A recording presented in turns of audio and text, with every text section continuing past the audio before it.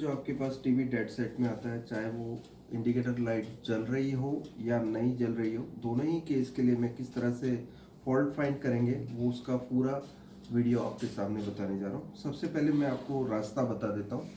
Voltage के flow किस तरह से होते हैं, कौन से वोल्टेज पहले आते हैं, कौन से स्विच के बाद आते हैं। स्विच के बाद मतलब रिमोट से दबाने के बाद।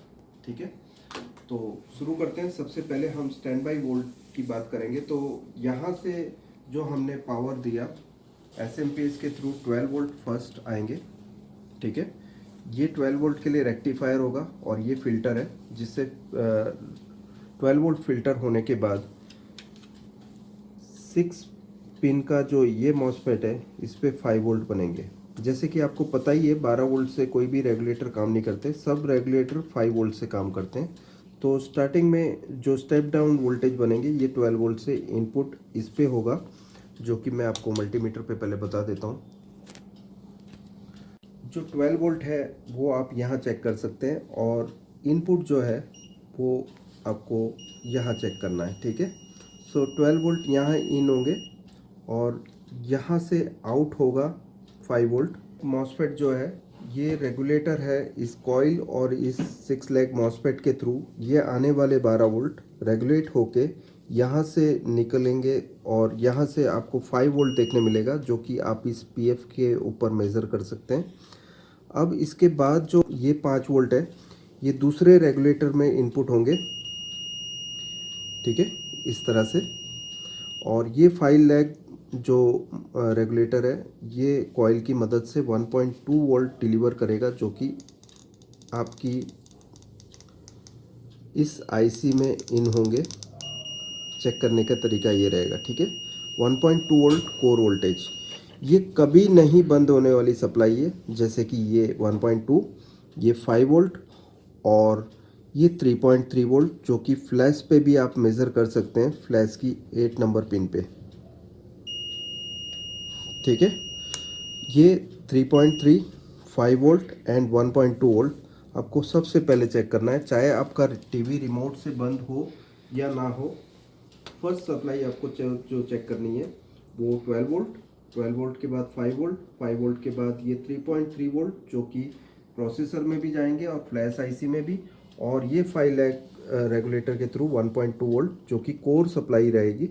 ये स्टार्टिंग सप्लाई है। इसके बाद आपको ऑसिलोस्कोप से क्लॉक पल्स चेक करना है, क्लॉक वेवफॉर्म, जो कि आप इससे चेक करेंगे। आपने पहले वोल्टेजेस चेक कर लेने हैं सारे, उसके बाद क्लॉक वेवफॉर्म देखना है। सो हम स्टार्ट करके आपको सभी वोल्टेज 1 बाय 1 दिखा देते हैं। सबसे पहले आपका टीवी जब स्टैंड बाय में होता है तो आपको जो वोल्टेज स्टैंड बाय में डिलीवर होंगे जो कि रेगुलेटर के थ्रू, पहले वो बताने जा रहा हूँ। सबसे पहला वोल्टेज जो आप चेक करोगे 12 वोल्ट चेक करोगे, जो कि आप मल्टीमीटर पे चेक देख पा रहे हैं 12 वोल्ट। ओके, अब इनपुट जो होगा वो इस कॉइल से आउट होने के लिए जो 5 वोल्ट है उसका इनपुट आप यहाँ चेक कर सकते हैं 12 वोल्ट। ठीक है, आप देख पा रहे हैं, और आपने मेरा जो मल्टीमीटर का प्रोब है वो भी क्लियर है, जो टेस्ट पॉइंट में चेक कर रहा हूँ। और आउटपुट आप 5 वोल्ट यहाँ चेक कर पाओगे, जो कि कभी नहीं बंद होने वाली सप्लाई है। चाहे आपका टीवी बंद हो, जैसे कि अभी रेड लाइट है, आप फिर भी यहाँ पर 5 वोल्ट मेज़र कर पाएंगे, जो कि आप यहाँ पर जो आईसी है इस पे भी 5 वोल्ट मेज़र कर पाओगे इस पिन पर। ठीक है, सो ये 5 वोल्ट इस आईसी से एंटर होते हुए 3.3 वोल्ट भी आउट करेंगे, जैसे कि आप यहाँ देख पा रहे हैं, जो कि फ्लैश आईसी पे भी यही वोल्टेज आप मेज़र कर सकते हैं। ठीक है, इसके बाद फिर सेकेंड वोल्टेज आप यहाँ पे आ जाओगे। ये 1.2 वोल्ट का रेगुलेटर है, जो कि आउटपुट 1.2 वोल्ट निकालेगा। कोर सप्लाई, जो कि आईसी की मेन कोर सप्लाई है, सबसे पहले 3.3 और 1.2 वोल्ट से ये काम करने लगता है। और उसके बाद आपको क्लॉक पल्स देखने होते हैं, क्लॉक वेवफॉर्म, जो कि आप ऑसिलोस्कोप से देख सकते हैं।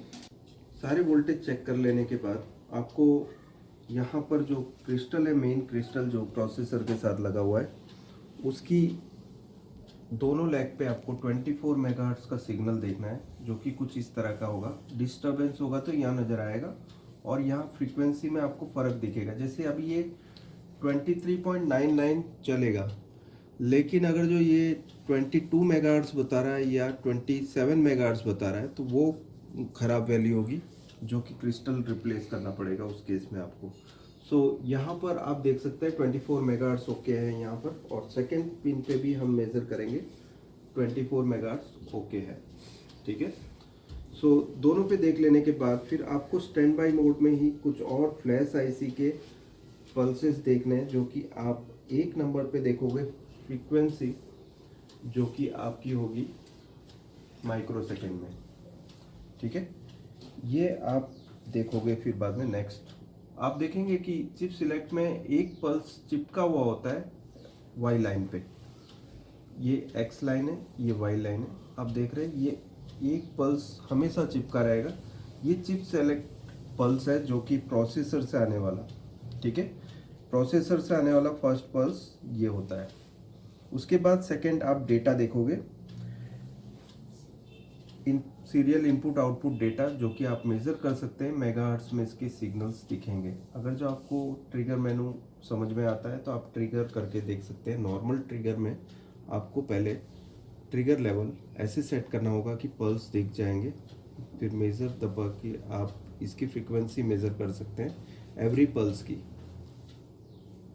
ठीक है। ईच एंड एवरी पल्स की आप फ्रीक्वेंसी मेज़र कर सकते हैं, जो कि 395 किलोहर्ट्ज से लेकर 2.14 मेगाहर्ट्ज तक जाएगी, जो कि 2 नंबर की पिन पे आप ये मेज़र कर सकते हैं।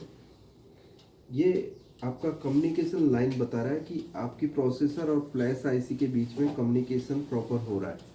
अब यहाँ पर आप देखेंगे कि मैंने जो ट्रिगर लेवल सेट किया था वो इसके लिए इनफ नहीं है, तो आप इस पल्स की हाइट से ऊपर जाना है आपको, और फिर फोर्स की वैल्यू से आप एक एक पल्स की मेजरमेंट ले सकते हैं, जो कि 271 किलोहर्ट्ज से लेकर 529 किलोहर्ट्ज और मेगाहर्ट्ज तक जाएगा ये, ठीक है। सो ये इसके बाद आप क्लॉक फ्रीक्वेंसी यहाँ पर देखोगे। क्लॉक फ्रीक्वेंसी के लिए आपको ये जो फ्रीक्वेंसी है उसको नैनोसेकंड की तरफ ले जाना है। सो 50 नैनोसेकंड इनफ होगा, ठीक है। यहाँ पर आप जब फोर्स दबाएंगे तो यहाँ क्लॉक फ्रीक्वेंसी आप देख पाएंगे। आप तब तक इसको प्रॉपरली सेट करते रहो जब तक कि आपको यहाँ फ्रीक्वेंसी नहीं दिखती, और ट्रिगर मेनू में ऐसे सेट करूँगा कि ये पल्स रुक जाएंगे और मेज़र पे रखेंगे। यहाँ पर आप देख सकते हैं 11.99 मेगाहर्ट्ज का सिग्नल दिख रहा है, जो कि फोर्स की वैल्यू पे वहाँ पे स्टिक करके बैठना चाहिए। ये बंद हो गया क्योंकि यहाँ क्लॉक नहीं है। फोर्स की नेक्स्ट वैल्यू पे वापस चालू हो जाएगा, जो कि आप 12 मेगाहर्ट्ज यहाँ मेज़र कर सकते हैं, ठीक है। सो ये ज़रूरी वोल्टेजेस हैं जो कि स्टैंड बाई में ही काम आएंगे।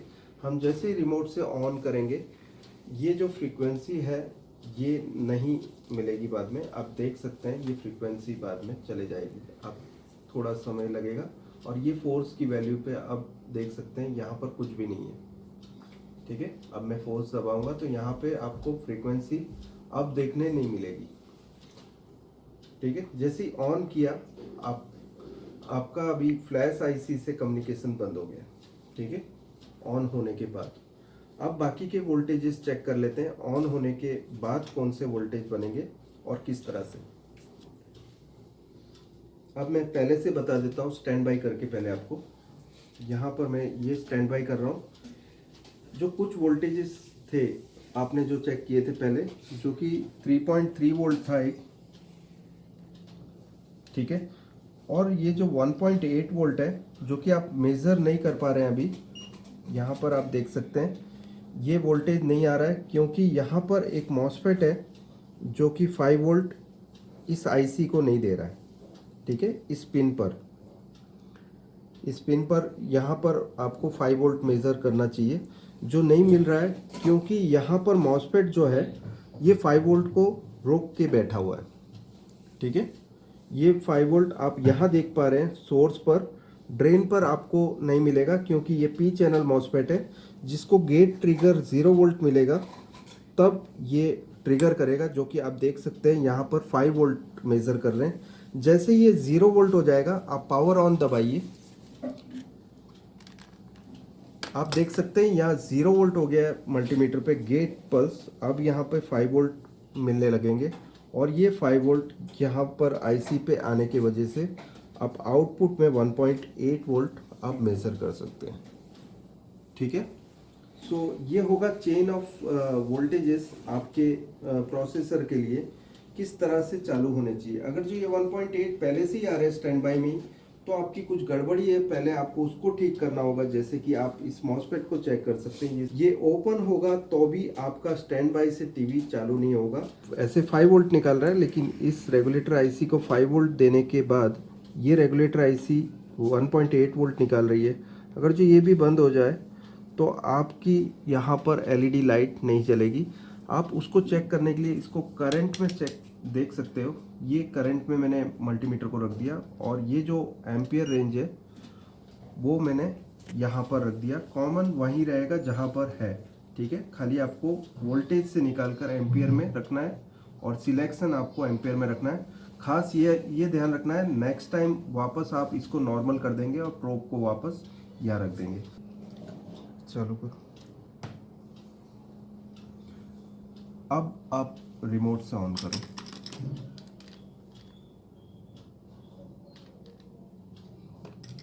यहाँ पर आप देख सकते हैं कि कुछ करंट आप देख पा रहे हैं यहाँ पर, ठीक है।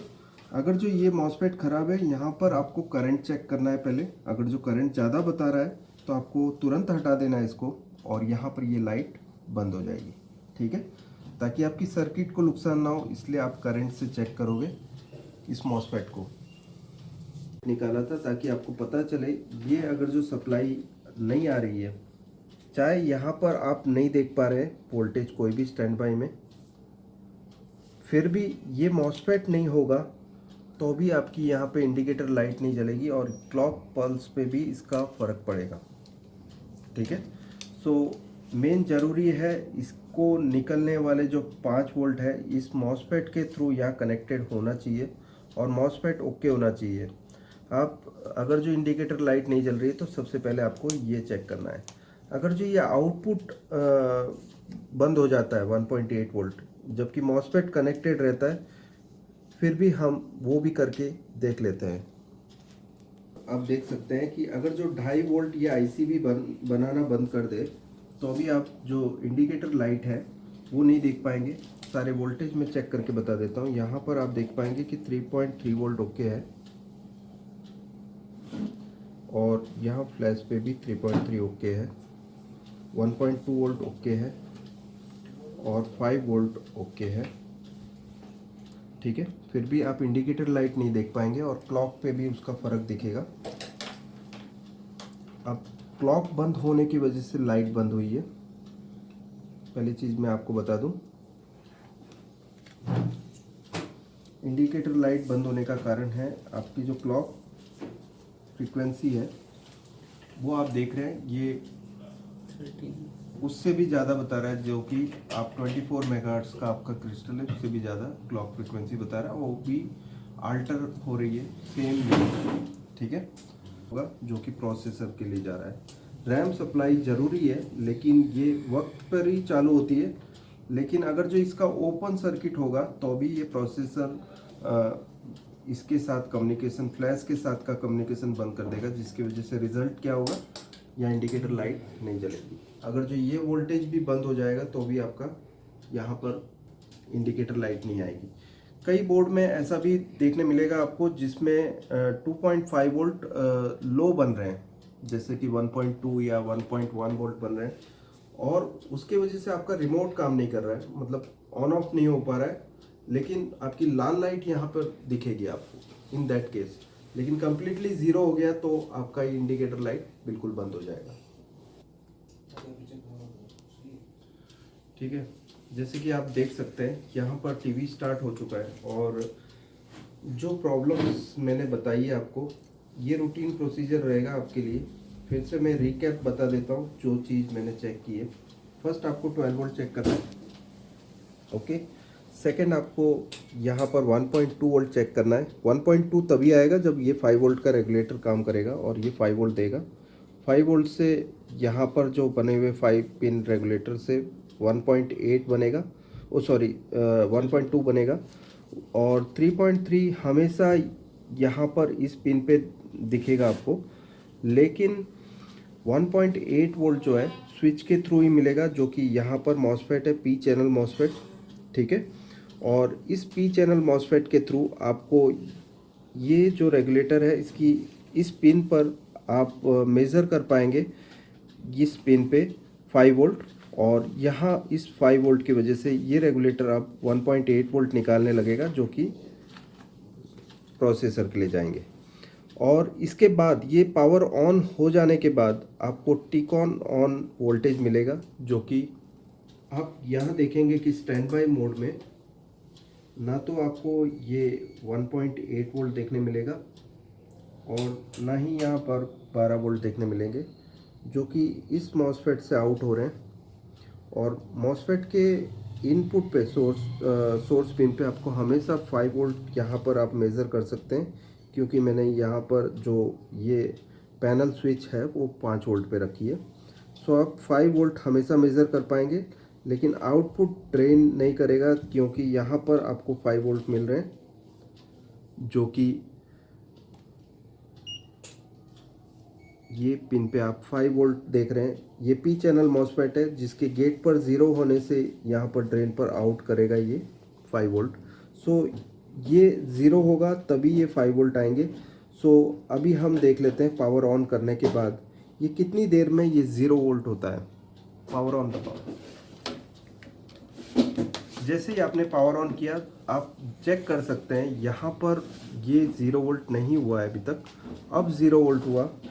और यहाँ पर आप 5 वोल्ट जो है मेज़र कर सकते हैं, जो कि पैनल वोल्टेज 5 वोल्ट यहाँ पर आ जाएंगे।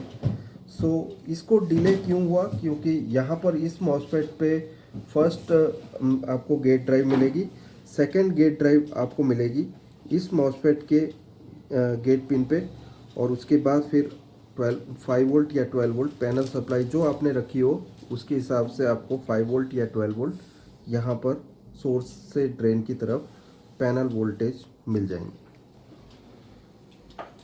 तो कैसा लगा ज़रूर बताएं। अच्छा लगता है तो लाइक कीजिए, ज़्यादा से ज़्यादा लोगों को शेयर कीजिए, ताकि ये नॉलेजेबल वीडियोस आप बहुत लोगों को हेल्प के लिए भेज सकते हैं। और उन्हें बताइए कि सब्सक्राइब करना है इस चैनल को, इम्पॉर्टेंट चैनल है ये। और अगर जो आपने भी सब्सक्राइब ना किया हो तो सब्सक्राइब कर दें इस चैनल को, और नोटिफिकेशन का आइकॉन दबाना ना भूलें, ताकि मेरे इसी तरह के इंटरेस्टिंग वीडियोस की नोटिफिकेशन आपको मोबाइल स्क्रीन पे देखने मिलेंगे और सबसे पहले मेरा वीडियो देख पाओगे। शुक्रिया दोस्तों, थैंक्स अ लॉट, बाय।